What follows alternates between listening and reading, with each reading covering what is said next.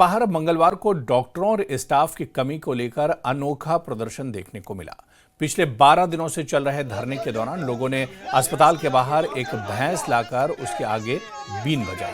प्रदर्शनकारियों ने साफ कहा कि यह विरोध खास तौर पर मुख्य चिकित्सा अधिकारी यानी सीएमओ, रियासी और डायरेक्टर हेल्थ जम्मू के खिलाफ है, जिन्होंने अब तक उनकी मांगों पर कोई कार्रवाई नहीं की। धरना कांग्रेस नेता करणदीप सिंह के नेतृत्व में हुआ, जहां प्रदर्शनकारियों ने कहा कि अस्पताल में 4 विशेषज्ञ डॉक्टरों और अन्य स्टाफ की कमी है, जिससे मरीजों को भारी दिक्कतों का सामना करना पड़ रहा है।